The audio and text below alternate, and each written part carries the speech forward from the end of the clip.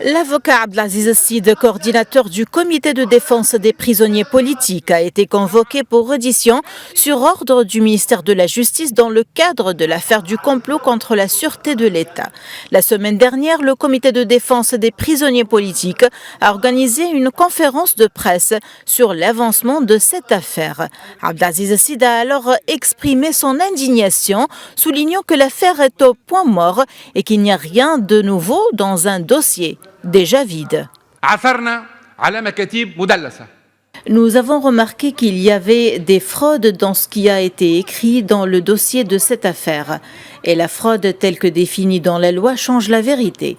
Ainsi, la lettre à partir de laquelle l'affaire a été lancée et dont le ministre de la Justice a adressé au ministère public, nous y avons trouvé des changements au niveau de l'écriture et au niveau des dates. Et c'est ce qu'on appelle fraude. Pour sa part, l'avocat Walid El-Arfaoui a estimé que l'affaire du complot contre la sûreté de l'État présente tous les éléments d'un procès équitable.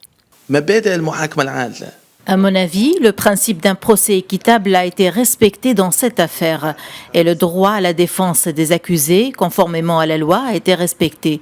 Certains sont restés en liberté tandis que d'autres ont été arrêtés. Tout cela est la preuve que nous sommes face à un procès équitable dans cette affaire.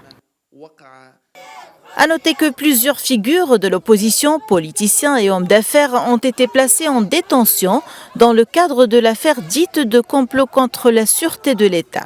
4 avocats font également partie des personnes convoquées dans cette même affaire. L'avocate Boshra Belhaj Ahmida, le porte-parole du comité de défense des jugés révoqués, Ayesh El-Hammemi, le dirigeant du Front de Salut, Ahmed Nejib El-Cheibi, et le vice-président du mouvement Nahda, Nourdine Lebhiri.